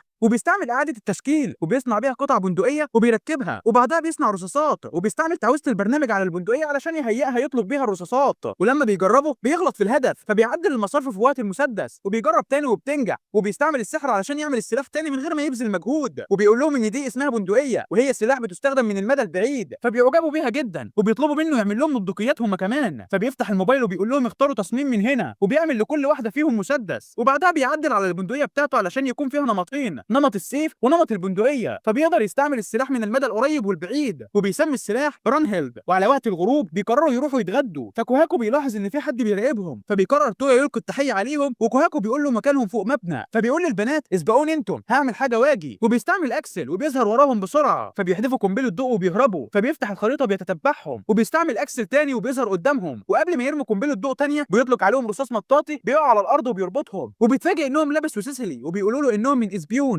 ودي فرقه جواسيس بتشتغل مباشر تحت امر ملك بلفاست، وواخدين اوامر بمراقبه الاميره يومينا وحمايتها. فبيطلع تويا الخنجر اللي اتحدف على عين التنين وبيسالهم، فلابس بتقول له ده بتاع سيسيلي، هي محترفه في رمي السكاكين. فبيسالهم تويا هنعمل ايه دلوقتي؟ فلابس بتقول له هنستمر في حمايه الاميره من الظلام زي ما كنا بنعمل، فمن فضلك خلي الموضوع سر. وبيسالها هيحصل حاجه لو عرفت؟ فسيسيلي بتقول له لو عرفت هتغضب جدا من الملك وهتبقى قضيه وطنيه. فبيرجع تويا للبنات في المطعم، وبيجربوا اكل المدينه وبيطلع حار جدا. وعلى تاني يوم بيكون تويا مع الدوك الفريد في القصر، وقدامهم كلاود زيف لينهيا الامير الثاني لمملكه لينهيا، وبيقول لهم انا عارف ان الاشاعات بتقول ان امي انعزلت علشان المرض، بس الحقيقه ان امي محتجزه بسبب رئيس الوزراء وردك. فبيسالهم تويا باستغراب، وملك لينهيا ما عملش حاجه، وبيرد كلاود ابويا مش هيقدر يعارض رئيس الوزراء، اظن هيتقتل لو حاول اعتراضه. فبيستغرب تويا وبيفكر ان اوردك المفروض يبقى عايز يبقى الامير الاول من نسله ملك في اسرع وقت ممكن، وبيسال كلاود انت قصدك انه مقترح الزواج ده؟ فكلاود بيقول له اعتقد انه ناوي يسيب الامير يورث العرش اول ما الخطوبه تتم. فبيستنتج تويا انه علشان كده نقل العرض بتاعه لسوشي علشان هي طفله ومش هتقدر تعارضه ويقدر ينفذ خططه عادي. فالفرد بيقترح انهم يعملوا اجتماع قمه عاجل للدوله الغربيه علشان يتناقشوا في الموضوع ده، ولما بيجتمعوا بيوافقوا انهم يخلوا الامير كلاود خليفه للعرش. وبيسالوه انت عندك اي حد من النبلاء اللي ليهم نفوذ في صفك؟ فبيقول لهم رئيس الوزراء السابق المركري سكوب كان بيدعمني من ورا الكواليس. فتويا بيقول له لو عايز تنقذ والدتك بس ففي خيار الهروب بعدها عادي. فكوب بيقول له لا، انا شفت ناس كتيره بتعاني على ايد اخويا ورئيس الوزراء، ووقتها كنت ضعيف جدا وعاجز عن انقاذهم، بس دلوقتي انا عايز انقذهم. فالملوك كلهم بيوافقوا على كلامه وبيقرروا يساعدوه. وبعدين تويا بيسالهم هنسقط رئيس الوزراء ازاي؟ وبيقول لهم اعتقد اننا لازم نتجنب استخدام القوه الجسديه. وبيتفاجئ ان كلهم معتمدين عليه انه يلاقي حل، وبينتقل تويا ومعاه كلاود والز وياي من البوابه وبيروحوا للينهيا، وبيستعمل تويا تعويذه اخفاء وبيسيبوا كلاود ظاهر بس. وتويا بيقول له اول حاجه هتروح تبلغ الامير الاول زابون نتائج التقدم لخطوبه الاميره سوشي، وانا هراقب الامير الاول ورئيس الوزراء بنفسي وانا متخفي. ولما بيدخل كلاود زابون بيقول له انت رجعت بسرعه، ودي حاجه مش مألوفه بالنسبه لمغفل زيك. وبيلاحظ تويا ان في بنت حوالين رقبتها طوق عبوديه. وزابون بيسال كلاود ايه رد الملك في موضوع الخطوبه؟ اكيد حصلت على رد ايجابي صح؟ فبيرد لا مع الاسف الدوق قال لي ان بنته مخطوبه بالفعل. فبيضربوا زابون على وشه وبيقول له انت مالكش لازمه، كان المفروض تخطف بنته وتيجي، وكنت هحط على رقبتها طوق العبد وتبقى ملكي. فبيتصدم تويا انه كان بيخطط يستعبد سو. وزابون بيسال كلاود مين اللي خطب الاميره، فبيقول له دوب برونهيلد العظيم موتشيزوكي تويا. فبيفكر زابون وبيقول له ارجع وانشر اشاعات سيئه عن تويا. فبيبص له كلاود بنظره غضب، وزابون بيركله وبيحاول تويا والباقيين يمنعوا نفسهم يتدخلوا علشان ما يبوظوش التخفي. وفجاه بتدخل الملكه وبتسال زابون انت بتعمل ايه؟ فبيقول لها كنت بدي لاخويا الصغير درس. فبتقول له انت لطيف جدا، وبتساله ايه اخبار الخطوبه؟ فبيقول لها باظت بسبب كلاود، هو مش ممكن اتجوزها من غير خطوبه؟ فبتقول له هكلم وردك في الموضوع ده، وبيمشي مع عمه. وبيروح كلاود والباقيين لغرفه ثانيه، وتويا بيعالجوا والبنات متضايقين جدا من زابون. وبعدها تويا بيساله التوك اللي حوالين رقبه البنت ده كان توك استعباد صح؟ فكلاود بيقول له اخويا اشتراها من تاجر في مملكه ساندورا مع ان العبوديه محرمه في دولتنا. فبيتضايق تويا وبيفتح بوابه وبيستعمل تقنيه السحب، وبياخد التوك من حوالين رقبه البنت وبيحررها. وفجاه بيسمع صوت زابون بيزعق، فبيخرج كلاود وزابون بيساله ما شفتش العبده بتاعتي؟ فبيقول له لا. وبيظهر وردك وزابون بيقول له ان العبده اختفت. فبيساله جربت تامرها ترجع؟ وبيرد جربت بس ما نجحش. فبيقول له خلاص خلي التوك يضيق ويقتلها، ما بقاش ليها لازمه. وبالفعل التوك في ايد تويا بيشد، فبيتعصب تويا اكتر. وبعدها بيكون زابون ووردك ماشيين، فزابون بيقول انا مشاكلي مش بتقف بسبب اخويا عديم النفع. فوردك بيقول له احنا نبعته لمملكه بلوف، والمره دي مش هنبعته مع طلب زواج بل اعلان حرب. فبيرجع تويا وبيبلغ كلاود باللي هم ناويين يعملوه. فهي بتقول لهم غالبا هيكون في الظاهر رايح يسلم رساله رسميه من الملك عادي، ولما يكتشفوا ان محتواها اعلان حرب هيتعصبوا ويقتلوا كلاود. فتويا بيقول لكلاود من دلوقتي هيكون هدفنا قتال رئيس الوزراء، انت متاكد؟ فبيقول له ايوه ننقذ امي وبعدها قاتل رئيس الوزراء. وعلى بالليل كلاود بياخدهم للحصن بتاع وردك اللي امه مسجونه فيه، وبيكون الحصن حواليه حراس كتيره جدا. فبيستعمل تويا سحر الشلل على كل الجنود اللي حواليهم، فبيتفاجئ كلاود جدا وبيطلعوا الحصن، وامه اول ما بتشوفه بتبكي وبتحضنه. وبعدها بيروحوا للمركز كوب، واللي بيقول لكلاود انا مبسوط ان خدت قرار قتال وردك. فتويا بيقول له بما اننا مستعدين نساعد فاحنا عايزين نحكم السيطره من غير عنف. فالمركز كوب بيقول له في الحاله دي منع رئيس الوزراء وازاله الامير زابون من حق العرض هم المفتاح. فتويا بيقول له ما اعتقدش ان رئيس الوزراء هيكون صعب، المشكله في الامير زابون.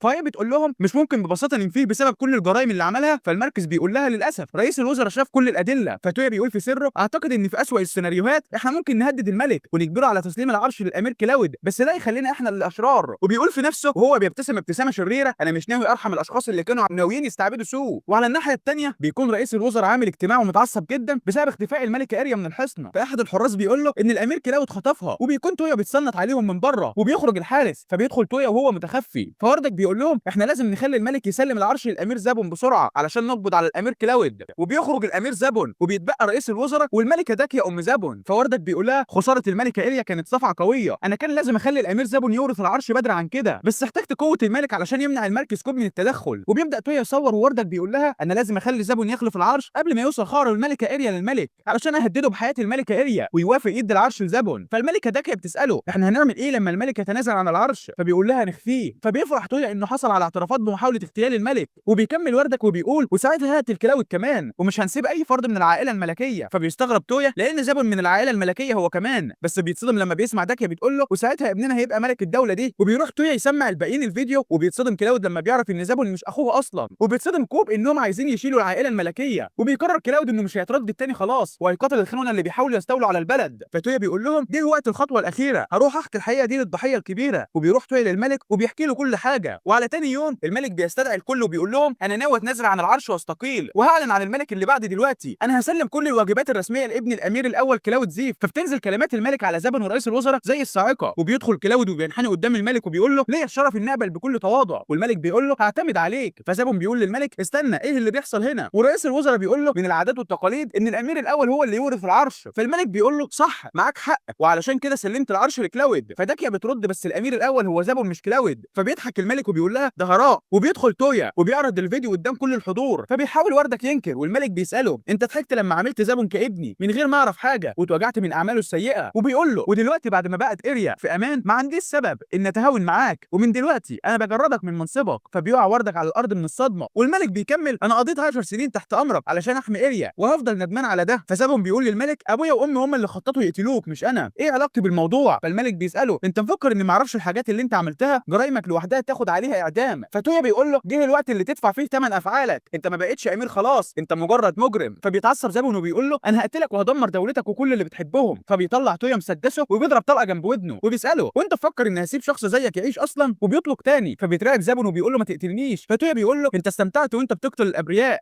انت مفكر انك تستحق العفو؟ وبيطلق تاني. فبيفقد زابون الوعي من شده الرعب وبيعتذر تويا للملك على تخطي حدوده. فالملك بيقول له ما تقلقش زابون محتاج يدفع ثمن اللي هو عمله وهسيب الحكم عليه للملك كلاود. كلاود، فكلاود بيؤمر الجنود ينقلوا ال3 مجرمين للزنزانه، وبعدها عين المركز كوب رئيس وزراء تاني وطهر كل التجار والنبلاء اللي كانوا مشاركين في الجرايم، ووردك وداكيا وزابون خدوا حكم بالاعدام رسميا، لكنهم اتباعوا في السر لتاجر عبيد من سندوري. وبتظهر الاميره سوشي وبتقول لتويا انا عرفت من ابويا انك هزمت الامير ده عشاني، انت فعلا الزوج المثالي. فبيقول لها ايوه بس موضوع الزوج ده مش متاكد منه. فبتقول له ابويا قال انك موافق ولا انا مش مناسبه، وبتكون على وشك انها تبكي. فتويا بيفكر في البنات التانيين ما عندهمش مانع وانه هيجاريها، فبيقول لها مش هتجوزك الا لما تتمي 18 سنه زي الباقيين. وعلى تاني يوم بتكون لين واخداهم كلهم ورايحه تبحث اثار معينه عايزه تشوفها، بس بتقول لهم انا مش عارفه المكان، كل اللي اعرفه انه اسمها اثار نيوريا. فهي بتقول لها ممكن يكون ابويا عارف مكانها، فبتقول لها يلا نروح له بسرعه. فبيروحوا مملكه اويدو، وفي الطريق تويا بيسالها هو في ملك في ايشن، فبتقول له عمليا فيه بس كل منطقه بيحكمها سيد. وبتسالها لين مين سيد المنطقه دي، فبترد توكوغاوا ياشو. فبيستغرب تويا من الاسم، والز بتشوف ناس شايلين بنت قاعده على كرسي فبتستغرب، وتويا بيقول لها ان دي كاغويا وهم ناس بتدفع لهم علشان يشيلوك ويوصلوك لوجهتك. وبيستغربوا كمان ان الناس لابسين احذيه خشبيه، فتويا بيقول لهم ان دي اسمها غيتا. فهي بتقول له انت عارف كتير عن المكان هنا مع انك اتولدت بره ايشن. وبتحس هي ان في حاجه غريبه في المكان، وبتدخل ياي البيت بتاعها وبترحب بيها اياني جدا، وبتنادي ان ناي اللي هي امها، ولما بتشوفها بتفرح وبتحضنها بقوه. فهي بتسالها عن ابوها، فبتقول لها انه خرج للحرب مع اياشو. فهي بتسالها وبيقاتلوا مين، فاياني بتقول لها التاكيدا لان جيشهم اتقدموا فجاه من كام يوم، فابوكي راح قلعه كواغوي مع جوتارو اخوكي علشان يعترضهم. فهي بتطلب من تويا المساعده علشان تنقذ اخوها وابوها. ولما بيوصلوا لمكان القلعه بيفتح تويا الموبايل وبيقول لها انا مش عارف ابوكي بس اخوكي بيكون كويس. فبتقول لهم يلا نروح لهم بسرعه، وبتوقفها لين علشان اي حركه متهوره هيكون فيها اضرار. فتويا بيقول لها انا هستعمل تعويذه الحس العميق علشان امسح المكان على بعد كيلومتر واتنقل بالبوابه كذا مره لحد ما اوصل القلعه وافتح لكم بوابه. وعلى الناحيه الثانيه بتكون القلعه محاصره بجنود من الزومبي، وبيستغرب تويا لما بيشوفهم. وفي نفس الوقت احد الجنود بيقول لجوتارو الاعداء بيرجعوا باستمرار مهما هزمناهم ومش عارفين نصدهم، وفي اشاعات بتقول انهم بيقفوا لو حطمنا اقنعتهم بس مش متاكدين لسه. فبيدخل عليهم تويا من البوابه وبيرفع جوتارو سيفه في وشه بسرعه. فبيرفع تويا ايده وبيقول له انا مش عدو، انت اخو يايكو كونوي جوتارو صح؟ فبيقول له ايوه، انت تعرف ياي منين؟ فتويا بيقول له احنا اصدقاء وجيت هنا اساعدكم. فبيساله وياي فين دلوقتي، وبيفتح تويا بوابه فبتدخل ياي وبتحضن اخوها وبيسالها مين اللي معاكي دول، فبتقول له دول اصدقائي وكلهم موثوقين وتقدر تعتمد عليهم. وبتساله على ابوها فبيقول لها ان هو في امان وبيحرس اياشو. وبيلاحظ تويا ان في جرحى كتير، فبيطلع الموبايل وبيحددهم كلهم وبيستعمل سحر الشفاء بتاعه وبيتفاجئوا كلهم. وبعدها تويا بيسال جوتارو ايه الاشخاص اللي لابسين اقنعه بره دول، فبيقول له مش عارف، المفروض يكونوا ميتين بس اعتقد انهم بيقفوا لو حطمنا اقنعتهم. فلين بتقول لهم انهم مصنوعات يدويه زي اثار حضاره قديمه وادوات سحريه قويه زي الموبايل اللي معاك كمان. فبيفتح تويا الموبايل وبيلاقي عدد ضخم جدا وبيحددهم كلهم وبيطلق عليهم سحر النور بيقضي عليهم، فبيتفاجئوا بيه اكتر والجنود بتحتفل. وبيروحوا بعدها يقابلوا الملك اياشو وبيشكرهم على مساعدتهم. والسيد كوكونو بيقول لياي مش مصدق انك بتحمي الاميره يومينا بنفسها، فبتقول له دي نتائج تدريباتي. وبعدها تويا بيسالهم هل جيش التاكيدا هيتراجعوا بعد اللي حصل ده، فاياشو بيقول له ممكن يهاجمونا تاني بعد ما ينظموا صفوفهم. وسمعنا اشاعات بتقول ان شينغن مات بالفعل، وان في الوقت الحالي خبير التخطيط الظلامي ياماموتو كانسكي بيقود جيش الموتى. فلين بتقول له هو غالبا بيستعمل مصنوعه يدويه او سحر التحكم بالجثث. فتويا بيساله هل لو قبضنا على ياماموتو الموضوع هينتهي، فبيقول له غالبا ايوه، ومع ذلك ياماموتو ده متقوقع في قلعه معسكره الرئيسي وما اكتشفناش مكانه لسه. وفجاه بيسمعوا صوت حد بيقول يبقى خلونا ادلكم على الطريق، وبتنزل بنت من السقف وبتقول لهم انا جايه برساله سريه لتوكوغاوا اياشو وانا اسمي تسوباكي خديم الكوساكا مسانوبو احد قاده تاكيدا الرئيسيين الاربعه. فبيقراوا الرساله وبيلاقوا ان قاده تاكيدا الاربعه محتجزين في سجن تحت الارض ما عدا كوساكا. فتسوباكي بتقول له كوساكا بيدعي انه يتبع اوامر كاريسكي على امل انه يقدر يستعيد عشيره تاكيدا. فاياشو بيفكر في انهم مش ملزمين يساعدوا التاكيدا بس لو ما وقفوش اللي بيحصل التوكوغاوا كمان هيتاذوا. فتويا بيقول له سيبوا الموضوع ده علينا، وبيفكر في ان لو استعملوا سحر البوابه هينكشفوا. فبيسال لين على السحر اللي هي خافيه بيه اجنحتها، فبتقول له اقدر كمان اخفي الجسم كله. فبيقرر تويا ياخد معاه تسوباكي ولين. فالز بتقول له ما تستعجلش وتروح بالنهار علشان ما تتكشفش. وهي بتقول له انا عايز ارجع البيت اطمنهم على ابويا واخويا. ولين بتقول صعب اصدق الراجل الموهوب اللي اباد عدد ضخم من الاعداء دلوقتي. والسيد كوكونو بيقول لهم اسمحوا لي اجهز لكم الخيول. فتويا بيقول له مفيش داعي، وبيطلب من تسوباكي تتخيل شكل القلعه علشان يشوف افكارها ويستعمل البوابه يروحوا هناك. وعلى بالليل بيروحوا لمعسكر التاكيدا ولين بتخفي نفسها وتويا، وبيفتح تويا بوابه لجوه القلعه بس بيلاقي نفسه على البوابه ورجع نفس المكان. فلين بتقول له تلاقي كانسكا عمل حاجز حوالين المكان علشان يمنع السحر. فبيسالهم طب ده هيبطل تعويذه الاخفاء؟ فلين بتقول له لا، ده بيبطل التعويذ اللي بتستهدف المباني بس. فبتقترح تسوباكي انها تدمر الحاجز. فلين بتقول لها لا، لو كسرناه هنلفت الانتباه. وبيدخلوا بعدها السجن على طول، وبتنحني تسوباكي قدام واحد اسمه بابا وبتقول له انا جيت انقذك بامر من كوساكا. وبتعرفه على تويا ولين وبتساله فين نايتو ياماجاتا، فبيقول لها في السجون الخلفيه. فبيستعمل تويا تقنيه اعاده التشكيل على القضبان وبيحولها الباب وبيخرج بابا، وبيروحوا بعدها يخرجوا نايتو ياماجاتا. فتويا بيقول لهم احنا بنخطط نقبض على ياماموتو كانسكي. وبيسال لين احنا ينفع ندمر الحاجز؟ فبتقول له المفروض يكون في ختم في مكان لو فكيناه الحاجز هيتلغي. فبيقولوا له احنا عارفين مكان الختم وبينطلقوا، ولما بيوصلوا بيفجر تويا الختمه وبيفتح الخرائط علشان يحدد مكان كانسكي، وبيحدد كل الحراس اللي حواليهم وبيقضي عليهم علشان ما حدش يعترض طريقهم في مواجهه كانسكي، وبيفتح تويا البوابه وبيروحوا يلاقوا كانسكي واقف مستنيهم على الباب وبيهجموا عليه، وفجاه كانسكي بيحرك جثه الشينغن علشان تقاتلهم، فبيتعصبوا جدا ومش بيقدروا يقاتلوا احتراما لجثه الشينغن. هو بيستغل ده فبيطلق تويا عليها الرصاص وبيدمر القناع وبيفقد كانسكي التحكم فيها، فبيتفاجئ كانسكي بس بيخلع رقعه العين بتاعته وبتظهر عين حمراء وبيقول لهم طالما معايا الحجر ده فمش هموت ابدا، وده هو نفس الحجر اللي بيستعمله علشان يخلي الجثث ما تموتش برضه. فبيستعمل تويا تقنيه السحب وبياخد العين دي بيديها لين، فبتقول له دي ملعونه بلعنه افساد قلب صاحبها، المصنوعات اليدويه قيمه جدا بس احنا لازم ندمر دي، فبتحدفها وبيطلق عليها تويا الرصاص، فبيتبخر كانسكي. وعلى تاني يوم بيسالوا باباه على مكان اثار نيوريا وبيقول لهم انها في قاعه البحر، وبيستعمل تويا قراءه العقل علشان يعرف مكانها من دماغه، وبيرجعوا البيت ياي علشان تودع اهلها، وبيفتح بوابه للبحر اللي هم رايحينه وبينبهروا من شكله، وبيجرب تويا ينزل البحر يبحث عن الاثار اللي لين عايزاها، فبيشوف معبد تحت الميه بس مش بيقدر يحبس انفاسه كتير وبيطلع بسرعه، فبيسال لين على تعويذه تمكنه يتنفس تحت الميه، فبتقول له سمعت عن واحده بس ما اهتمتش اعرف بتشتغل ازاي، فبتنادي على تشارلوت وبتسالها بس مش بتفتكر التعويذه كان اسمها ايه او بتشتغل ازاي، فكوهاكو بيقول له تويا عندي فكره، انا عارف حد يقدر يتحكم في الميه كويس ويقدر يحل كل مشاكلك وهو النظير بتاع الامبراطور الاسود، فبترسم لين تعويذه استدعاء وبتقول له كوهاكو المفروض ان سحر الاستدعاء مش بيقدر يستدعي شخص معين، فبيقول لها تويا هيدمج طاقته الروحيه وطاقتي فالامبراطور الاسود هيلاحظها ويلبي النداء،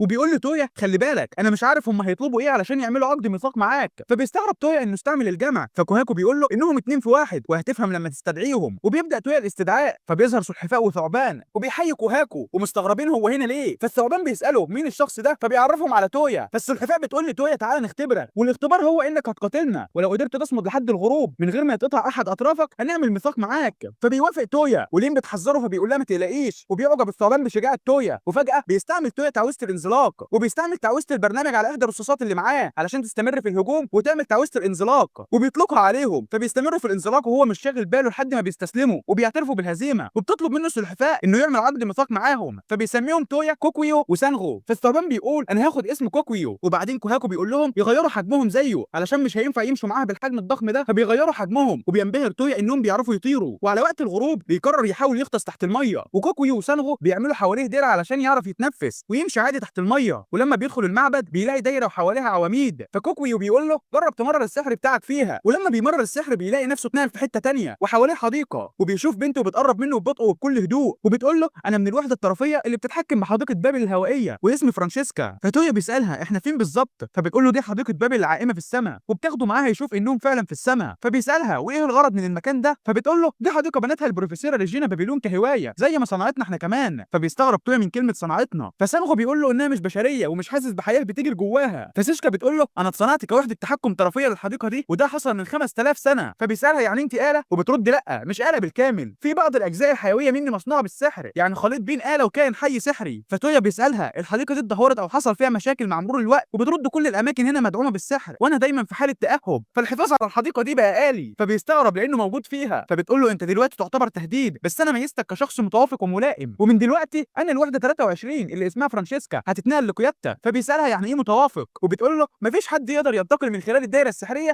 اللي جيت انت منها الا لو كان بيستعمل كل العناصر زي البروفيسوره، وهي اللي صممت انها تسلمنا لشخص متوافق وقادر يتجاوز الدايره السحريه دي، والبروفيسوره قالت انها تسيب القرار الاخير لينا وانا قررت اكون ملكك، فبيحس تويا انه وقع في ورطه جديده، وعلى الناحيه الثانيه بتكون البنات قلقانين عليه جدا، فلين بتقول لهم بما انه ما جاش لحد دلوقتي يبقى كل حاجه ماشيه كويس، وفجاه بيفتح تويا بوابه وبيخليهم يدخلوا الحديقه، فبينبهروا كلهم من شكل الحديقه، ولين بتقول لهم دي شبه اثار حضاره بارتينو القديمه، ودي كانت حضاره متطوره صنعت تعويذات كتير وادوات زي المصنوعات اليدويه، والحديقه دي مصنوعه يدويا، وبتقترح يومين على البنات يسيبوا تويا ولين في شغلهم ويروحوا يتمشوا، وفي طريقهم بتسالهم فاكرين الموضوع اللي اتكلمنا فيه قبل كده لما اتنقلنا للقصر، فبيتوتروا كلهم لما بيفتكروا انها سالتهم كلهم بتحبوا تويا صح وحاولوا يبينوا انهم مش بيحبوه، فيومين قالت لالزي انت بتقعدي تبص على الهدوم اللي اشتريها لك وبتبقي مبسوطه جدا، وقالت للينزي وانت دايما بتتبعيه تشوفيه رايح فين، وقالت لياي انت كل ما تتجرحي بتروحي لتويا يعالجك، مع ان لينزي بتعرف تستعمل سحر الشفاء، وبعدين قالت لهم انا مش متضايقه من الموضوع لان ده معناه ان تويا عنده 3 زميلات بيدعموه وبيثقوا فيه، واعتقد ان مش طبيعي ان احتكره، واظن كمان ان مش هقدر ادعمه في كل حاجه لوحدي بعد كده، فمش عايز اقيده لسبب تافه زي حب التملك، وفجاه سالتهم عايزين تكونوا عروسات لتويا، فتوتروا ما يقدروش يردوا، ويومين اجلت الموضوع، فبيقولوا لها ما نسيناش، وبتسالهم هل حددتوا مشاعركم في الموضوع ده، فبيتوتروا تاني، ويومين بتسال لينزي انت نبضات قلبك سرعتها بتزيد لما بتكوني مع تويا صح، فبتقول لها ايوه، وبتقول لالزي وانت دايما عينك بتكون عليه، فبتقول لها معاكي حق،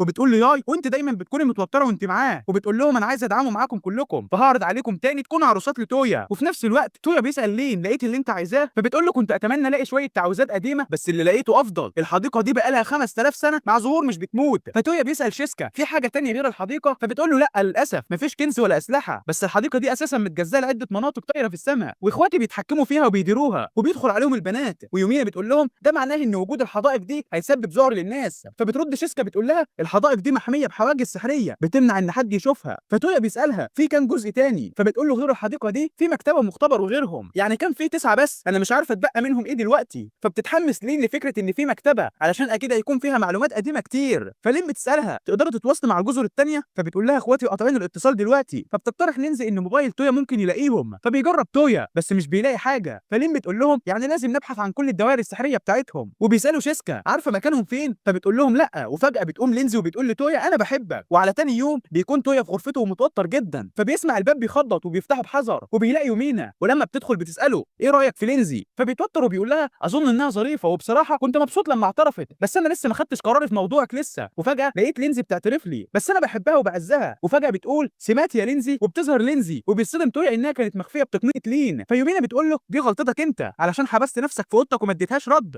وما تعرفش انها قضت كل الوقت ده بتبكي علشان مفكراك انك بتكرهها. فبيتاسف للينزي وبيفهمها انه مش بيكرهها وانه بيحبها. فيومينا بتساله ودلوقتي بعد ما اعترفتوا لبعض ايه رايك تتجوز لينزي، فبيتفاجئ تويا. ويومينا بتقول له من الشائع ان النبلاء والملوك والتجار الكبار يكون عندهم زوجات كتير. ولينزي بتقول له انا ما عنديش مانع المهم اكون زوجتك. فبيوافق تويا. وعلى تاني يوم بتدخل ألز غرفه تويا بعصبيه وبتقول له تعالى معايا، وبتاخده لحديقه القصر وبتكون هي هناك. فبيقولوا له انت هتقاتلنا دلوقتي، ولو كسبت مش هتنطق باي كلمه من اللي حصلت، ولو كسبنا احنا هتعمل لكل واحده فينا طلب. فبيحس تويا انه مجبر على القتال وبتهجم ياي الاول، فبيصد ضربتها وبيتفادى ضربه ألزي وبيطلق الرصاص المطاطي على ياي، وبتنط ألز عليه فبيشدها يوقعها على الارض. وفجاه بيلاقي المسدس ما فيهوش رصاص، فبيبص على شنطه الذخيره بتاعته بيلاقيها مقطوعه، وبتقوم ألز تضربه وبيفقد الوعي. وبعد شويه بيصحى، فألز بتقول له بتوتر حطنا في نفس مكانه يومينا ولينزي، وبيعترفوا له هما الاثنين بحبهم وبيطلبوا منه يتجوزهم. فبيستغرب انهم عملوا كل ده علشان كده. فبتظهر يومينا وبتقول له انا عرفت ان الموضوع مش هينجح الا بالطريقه دي. فتويا بيقول لهم اكيد انا معجب بيكم بس ممكن تسيبوني شويه افكر. فبيحسوا بالذنب انهم ضغطوا عليه كلهم فتره، وبيقرروا يسيبوه يفكر شويه. وبيروح بعدها يقعد في الحديقه وبيتساءل ان كان هيقدر يقوم بدور الزوج كويس ولا لا. فلما بتسمعه شيسكا بيقول واجب بتفتكر ان ريجينا سايبه له رساله معاها، وبتفتح ايدها وبتطلع منه وصله للموبايل وبتقول له انا مش عارفه ايه ده بس ريجينا قالت اوريها لك وانت هتفهم. فبيوصلوا تويا في الموبايل وبيظهر هوليجرام المفروض انه متسجل، بس بيتفاجئ ان البروفيسوره بتقول له مبسوطه انك وصلت يا تويا. وطبيعي تسال انا عرفت اسمك ازاي، انا معايا اداه بتخليني اشوف المستقبل فكنت عارفه انك جاي، وقدرت اشوف نفسي وانا بكلمك في المستقبل وعارفه ردودك كلها، وعلشان كده بجاوبك كأن دي مكالمه. والمهم اني شفت في المستقبل ان في فتره مش مستقره فما قدرتش اشوف ايه اللي حصل فيها، وده بسبب ان في وحوش غريبه ظهرت فجاه اسمها فريز. فبيفهم تويا ان مجرى المستقبل والاحداث من زمانها اتعدل بسبب ظهور الفريز. فبتقول له صح وعلشان كده العالم هيتدمر ومش هعرف اشوف المستقبل، بس ده اللي انا فكرته هيحصل. والمفاجاه ان العالم ما اتدمرش لان في يوم الفريز اختفوا فجاه ومش عارفه السبب، وعلشان كده رجعت اشوف المستقبل تاني. انا مبسوطه ان مصدر تسليتي ما انتهاش، وضعك مع البنات اللي حواليك ده ممتع جدا. فبيسالها تويا عن مستقبله مع الاربع بنات، فبتقول له الموضوع مش هيكون ممتع لو عرفت فمش هقول لك، وبتقفل التسجيل. فبيروح تويا للحاكم بالبوابه وبيحكي له كل حاجه. فالحاكم بيقول له انا هجيب لك متخصصه الحب، ولما بتيجي بتقول له حياتك العاطفيه ممتعه جدا فكنت براقبك. فبيطلب تويا منها النصيحه وبتقول له انسى كل اللي انت عارفه من عالمك القديم وتقبل قواعد العالم الجديد اللي انت فيه. لو حبيت اربعه في نفس الوقت وعايز تسعدهم فده حب حقيقي، ومهم جدا انك تعزهم بس ما تكذبش على نفسك ابدا. فبيفهم تويا وبيعرف هو هيعمل ايه، وبيرجع تاني للعالم وبيخلي كوهاكو يجمع الاربع بنات وبيقول لهم انا مش هتجوزكم. فبيتعصبوا جدا ومش بيصدقوا اللي هم سامعينه، فبيقول لهم سيبوني اكمل كلامي، انا مش هتجوزكم دلوقتي، ما اعتقدش ان صح اتماشى مع الموضوع واتجوزكم كلكم علشان انا مش ناضج كفايه وما اقدرش اتحمل مسؤوليه حياه اشخاص تانية لسه، وكمان انا لسه ما عنديش اي مخططات للمستقبل فعاوزكم تستنوا شويه. فبيتفهموا شعوره وبيوافقوه وبيقرروا يستنوا.